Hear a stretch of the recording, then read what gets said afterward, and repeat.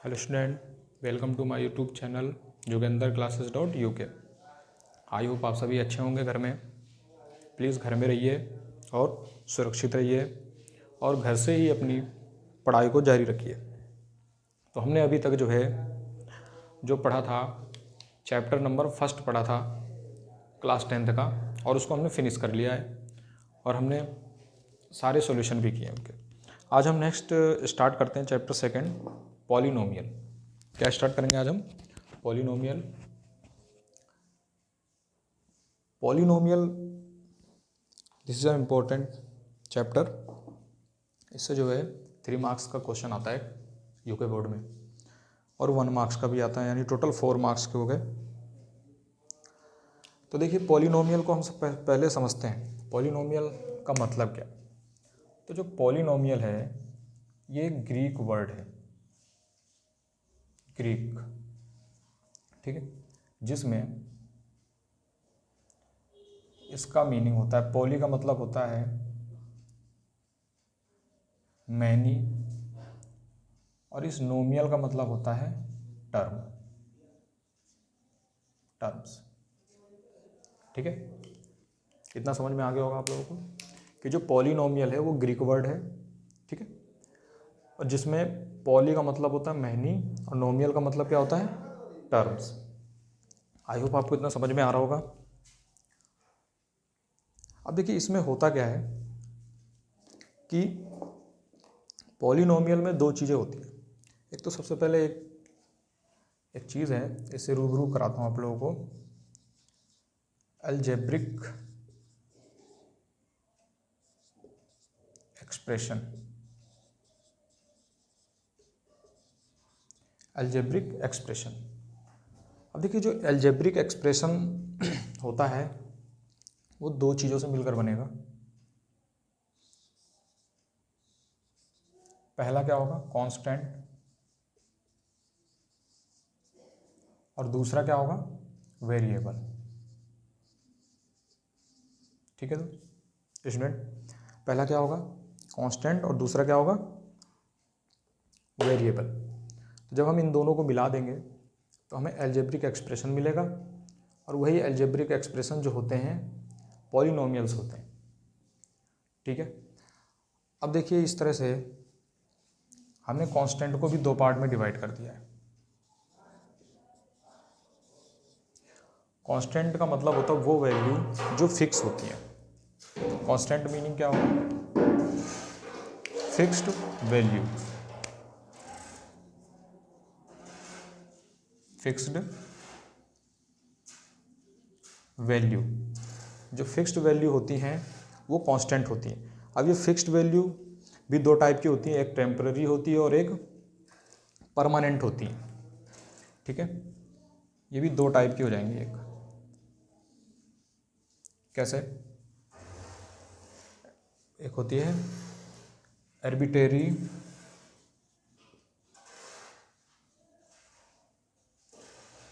और एक होती है एब्सोल्यूट। एब्सोल्यूट वैल्यू, इसको बोलते हैं हम लोग टेम्पररी। स्पेलिंग देख लेना अपने आप, गलती हो सकती है मुझे स्पेलिंग में। ठीक है, टेम्पररी। और एब्सोल्यूट होता है परमानेंट, परमानेंट वैल्यू। ठीक है, जैसे कि आपने पढ़ा होगा एब्सोल्यूट वैल्यू परमानेंट क्या होंगी? जैसे नंबर्स हो गए 1 2 3 4 और पाई ई, क्योंकि पाई की वैल्यू कभी चेंज नहीं होती। पाई हमेशा 3.14 होगा या तो 22/7 होगा। ऐसे ई की वैल्यू समथिंग 1 पॉइंट होती होगी जितनी है। ठीक है, तो ये तो परमानेंट कांस्टेंट रहेंगे। और आर्बिट्रेरी मतलब होता है टेम्पररी। टेम्पररी मतलब जैसे ए बी सी, तो ये कहीं पर कांस्टेंट रहेंगी, कहीं पर ये वेरिएबल बन जाती है। तो इसलिए इनको टेम्पररी बोल दिया और इनको क्या बोल दिया? एब्सोल्यूट वैल्यू बोल दिया। यानी ये फिक्स्ड वैल्यू 2 टाइप की हो गई, एक तो टेम्पररी फिक्स रहेगा और एक परमानेंट फिक्स रहेगा।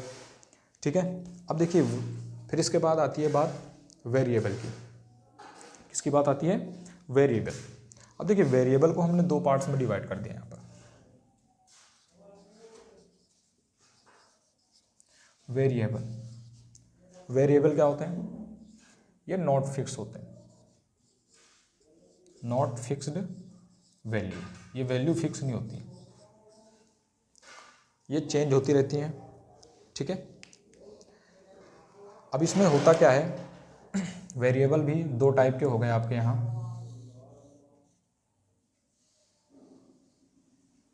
वेरिएबल भी दो टाइप के, एक होते हैं इंडिपेंडेंट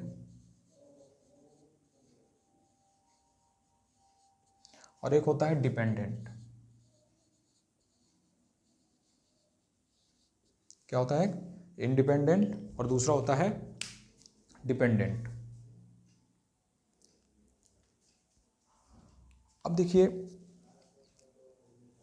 वेरिएबल का मतलब होता है जिसकी वैल्यू कोई फिक्स नहीं होगी, वो लगातार बदलता रहेगा। अब देखिए, डिपेंडेंट और इंडिपेंडेंट में क्या होगा, मान लिया हमने जो है, एक एग्जांपल ले लेते हैं, इनको समझो। ये तो समझ में आ गया ना आपको, नंबर है ये। एब्सोल्यूट का मतलब होगा जो नंबर होंगे, पाई ई, इनकी वैल्यू, और ये कहीं कहीं पर चेंज हो सकते हैं, कहीं पर नहीं चेंज होते, कहीं फिक्स रहते हैं, ठीक है।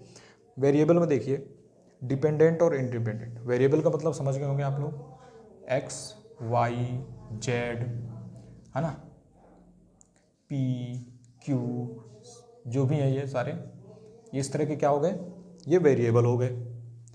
अब देखिए, इनमें डिपेंडेंट और इंडिपेंडेंट को कैसे समझेंगे। मान लिया हमारे पास एक वैल्यू है y इक्वल टू हमने मान लिया 4x मान लिया, ठीक है। y इक्वल टू क्या मान लिया, 4x।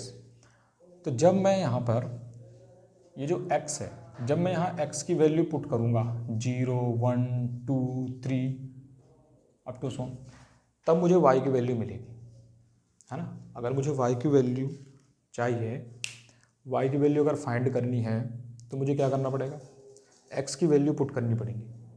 तो इसका मतलब y किस पर डिपेंड कर रहा है, x पर डिपेंड कर रहा है।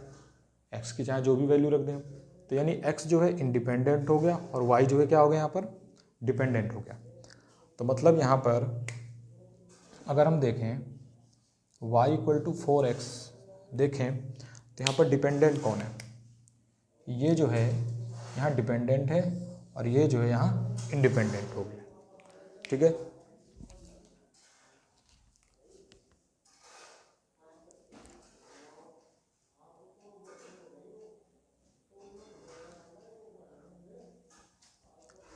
समझ में आ गया गाइस। ये थोड़ा ऊपर लिख देता हूँ इसको, दिख नहीं रहा आप लोगों को। ये है यहाँ पर y इक्वल टू मैंने 4x लिख दिया यहाँ पर, ठीक है। तो इंडिपेंडेंट क्या है यहाँ पर, x इंडिपेंडेंट है और ये जो y है यहाँ पर, ये डिपेंडेंट है। y क्या है, डिपेंडेंट, क्योंकि y जो है x की वैल्यू पर डिपेंड कर रहा है। तो इस तरह से आपको मिल गया पॉलिनोमियल, एक ग्रीक वर्ड्स है जिसमें पॉली का मतलब मैनी, टर्म्स का मतलब, नोमियल का मतलब टर्म्स हो गया, जिसमें मैनी टर्म हो वही पॉलिनोमियल होता है। अलजेब्रिक एक्सप्रेशन कैसे बनते हैं, कांस्टेंट और वेरिएबल से मिल करके। जब इन दोनों को हम मिलाएंगे मल्टीप्लाई करके, कैसे भी करके, तो हमें क्या मिलेंगे, अलजेब्रिक एक्सप्रेशन बोलते हैं उनको। अब अलजेब्रिक एक्सप्रेशन में कांस्टेंट वेरिएबल होते हैं। अगर ये दोनों नहीं है, अगर कांस्टेंट भी है, तब भी उसको पॉलिनोमियल बोलते हैं, लेकिन उसको क्या बोलते हैं, कांस्टेंट पॉलिनोमियल। अभी आगे आ गया है इसमें, अभी आगे आपको बताऊंगा। अब देखिए, अब कांस्टेंट क्या होता है, जो फिक्स्ड वैल्यूज़ होती हैं, जैसे कि दो टाइप हो गए इनके, एब्सोल्यूट और आर्बिट्रेरी। इनको टेम्पररी बोलते हैं और इनको परमानेंट बोलते हैं। परमानेंट होती है 1 2 3 4 5 पाई और ई, और ये आर्बिट्रेरी यानी टेम्पररी क्या होता है, ABC। कहीं पर ये फिक्स रहती है, कहीं पर फिक्स नहीं रहती हैं, ठीक है। अब वेरिएबल क्या होते हैं, नॉट फिक्स्ड वैल्यू, जो वैल्यू कहीं पर फिक्स नहीं रहेंगी, हमेशा चेंज होती रहेंगी। जैसे कि अभी मैंने बताया, ये देखो x कभी 0 था, फिर 1 कर दिया, कब फिर 2 कर दिया, फिर 3, तो इस तरह से तो नॉट फिक्स्ड वैल्यूज़ होती हैं। इनको हमने दो टाइप में डिवाइड कर दिया, दो पार्ट में, एक इंडिपेंडेंट और डिपेंडेंट। तो डिपेंडेंट वेरिएबल क्या होते हैं, जो कि किसी की वैल्यू पर डिपेंड करेगा, और y इसलिए डिपेंडेंट हो गया, और x क्या है, इंडिपेंडेंट, यानी x किसी की वैल्यू पर डिपेंड नहीं करेगा जब तक कि एक्स को हम कुछ भी पुट कर सकते हैं, 0 1 2 3 4 5 समथिंग। ठीक है, ये आपको समझ में आ गया। अब देखिए, अब हम इसकी थोड़ा सा आगे इसको आप लोग नोट कर लेना, इसको रफ कर रहा हूँ मैं।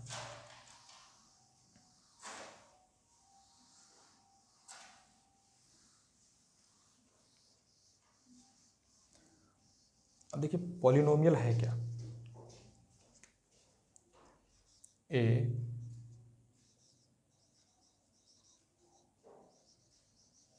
particular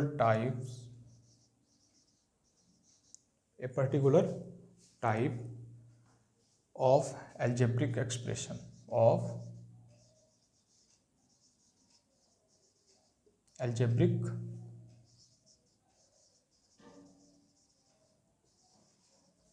expression is called polynomial. A particular types of algebraic expression is called polynomial. तो यहाँ इसकी लैंग्वेज हो गई, आई मीन डेफिनेशन आप लोग ऐसे लिख सकते हैं। ठीक है, अब देखिए आगे क्या होगा इसमें। अब हम पढ़ेंगे टाइप्स ऑफ पॉलिनोमियल। क्या पढ़ेंगे हम? Types of polynomial. तो देखिए टाइप्स ऑफ पॉलिनोमियल में क्या होगा, ध्यान से देखो।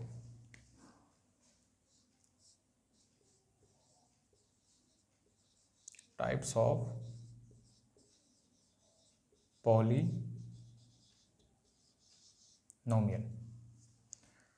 तो यहाँ पर पहला टाइप है on the basis of variable. On the basis of variable. अब ये on the basis of variable कैसे होगा? देखिए मान लिया समथिंग, मैं एग्जांपल ले लेते हैं यहाँ पर, हम इसका नीचे लिख लेते हैं on the basis of variable के लिए। एग्जांपल फर्स्ट है, मान लिया हमारे पास ऐसा है कुछ x² + 1, तो इसमें वेरिएबल कितना है? x ही चल रहा है अभी। ठीक है, तो यानी यहाँ पर वेरिएबल क्या हो जाएगा? 1 वेरिएबल है, यहाँ पर 1 वेरिएबल हो जाएगा। मान लिया दूसरा एग्जांपल ले लिया मैंने, x² + 2x + 1। देखो अभी भी इसमें x ही आ रहा है, तब भी क्या होगा? 1 वेरिएबल हो जाएगा। अब मान लिया एग्जांपल थर्ड लिया मैंने, x³ + 3x² + 2x + 1। सर यहाँ t कर देते हैं, यहाँ पर p कर देते हैं। तो अब देखिए यहाँ पर वेरिएबल चेंज हो गया, एक तो x आ रहा है, एक तो t आ रहा है और एक p आ रहा है। यानी इसमें कितने वेरिएबल हो गए? 3 वेरिएबल हो गए। तो यानी यहाँ पर जो है 3 वेरिएबल हो गए। तो यानी ये कौन सा पॉलिनोमियल हो गया? पॉलिनोमियल ऑफ 3 वेरिएबल, यानी 3 वेरिएबल का पॉलिनोमियल हो जाएगा ये। तो इस तरह से on the basis of variables में इसको डिवाइड कर दिया। अब देखो दूसरा जो इसका पार्ट है, on the basis of term. On the basis of term, on the basis of term. तो टर्म में, तो on the basis of term, on the basis of term में कैसे डिवाइड करेंगे हम इसमें? तो देखिए ध्यान से, इसके कई टाइप हो गए यहाँ पर। अगर एक टर्म है,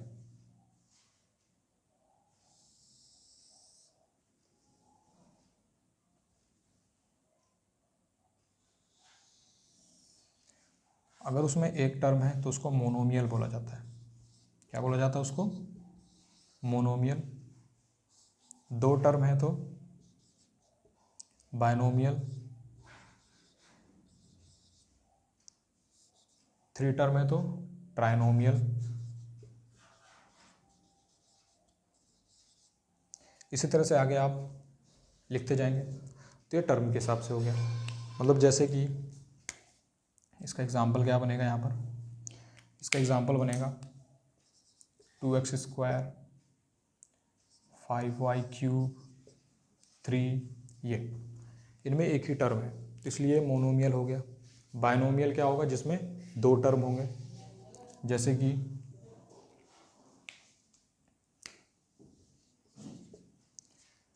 कि x² + 1 3x + 4y, ये इसमें दो दो टर्म है तो इसलिए बायनोमियल हो गया। ट्राइनोमियल क्या होगा, जिसमें 3 टर्म हो जाएंगे,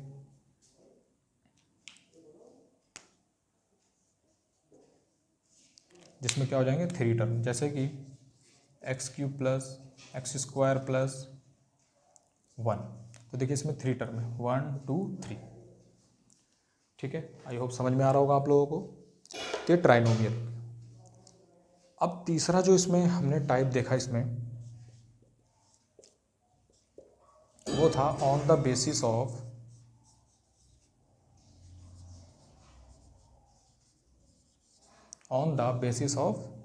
degree, on the basis of degree. तो डिग्री क्या होती है, पहले ये देखो, डिग्री क्या होगी यहाँ पर, इस डिग्री को डिफाइन करते हैं पहले तो। ठीक है, डिग्री क्या होगा, हाईएस्ट पावर ऑफ वेरिएबल। तो क्या होती है degree, highest power of variable. ठीक है, तो on the basis of degree में डिग्री क्या हो गई, हाईएस्ट पावर ऑफ वेरिएबल। ठीक है, इन अ पॉलिनोमियल। तो देखिए इसके हिसाब से कैसे हमने डिवाइड किया।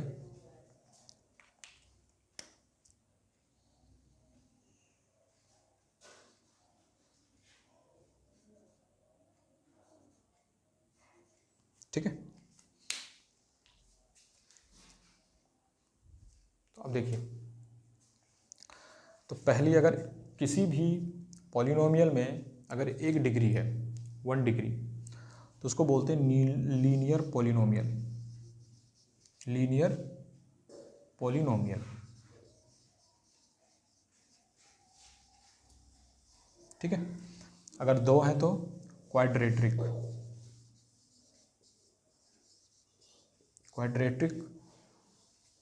पॉलिनोमियल।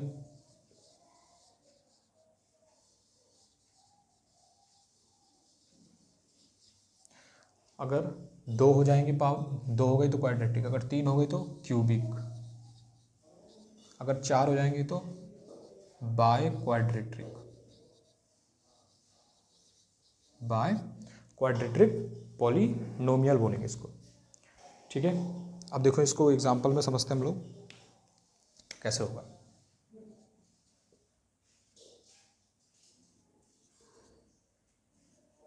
ठीक है,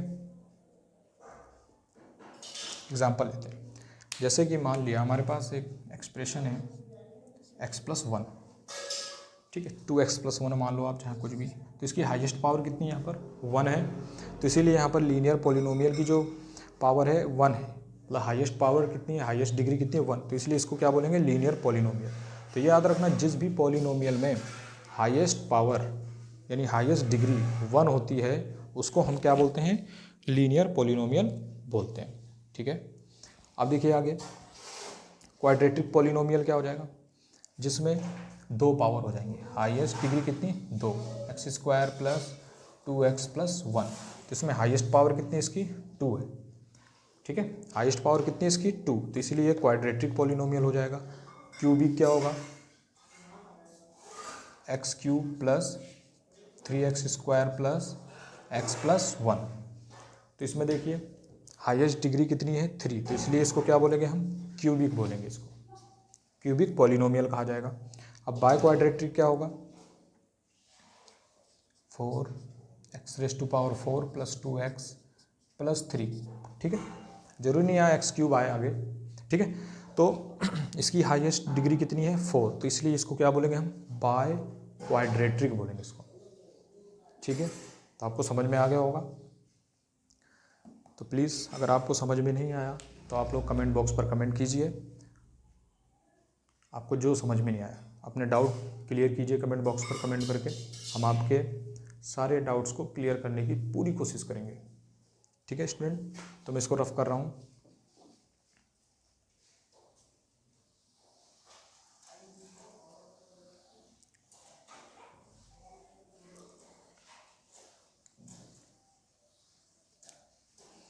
अब इसके बाद देखिए एक चीज़ आती है इसमें कोफिशिएंट, ठीक है। कोफिशिएंट को समझ लेते हैं।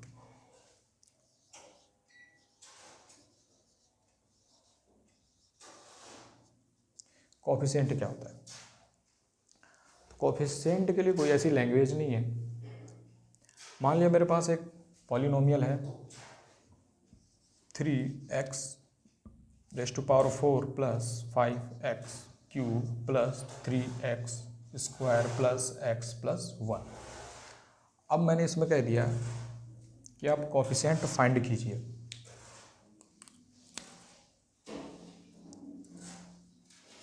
Coefficient of x square, coefficient of x square, यहाँ पर माइनस कर दो जरा, माइनस, ठीक है। कोफिशिएंट ऑफ एक्स स्क्वायर, तो देखिए कोफिशिएंट ऑफ एक्स स्क्वायर का मतलब ये है कि इस एक्स स्क्वायर के साथ में मल्टीप्लाई में कौन सा नंबर है, कौन सा कांस्टेंट है, उसको ही बोलते हैं कोफिशिएंट, ठीक है। जो भी किसी वेरिएबल के साथ, जो नंबर वेरिएबल के साथ मल्टीप्लाई में होता है ना, वही उसका कोफिशिएंट होता है। तो अगर आपसे यहाँ पूछा जाए कि कोफिशिएंट ऑफ एक्स स्क्वायर कितना है, तो क्या हो जाएगा 3, लेकिन 3 नहीं होगा, उसका साइन भी लेना आपको। तो क्या साइन है इसमें -3, तो यानी इसका कोफिशिएंट कितना हो गया -3 हो गया। अब अगर आपसे कहा जाए कि कोफिशिएंट ऑफ x बता दो, तो इस x के साथ मल्टीप्लाई में क्या है, दिख रहा है कुछ मान, नहीं दिख रहा है। तो ये याद रखना, इस दुनिया में जो नहीं दिखता है तो उसको हम क्या बोलते हैं, ऊपर वाला बोलते हैं, है ना। तो समझ लो कि ये जो 1 है ये हर एक वेरिएबल, नंबर, कांस्टेंट के लिए ऊपर वाला है, क्योंकि ये सबके साथ रहता है लेकिन दिखता नहीं है हमें। वैसे ऊपर वाला हमारे साथ भी है लेकिन दिखता नहीं, ठीक है। तो इसका मतलब क्या है यहाँ पर कि x के साथ कौन है, अभी यहाँ 1 है, तो इसका मतलब इसका वेरिएबल क्या हो गया, सॉरी कोफिशिएंट क्या हो गया, 1 हो गया।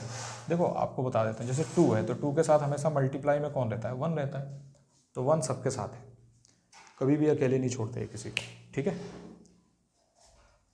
तो यहाँ पर कोफिशिएंट आपको समझ में आ गया होगा, ठीक है। बस इतना ही था इसमें आज के, मतलब जो आपका इंट्रो है इस चैप्टर का यही है।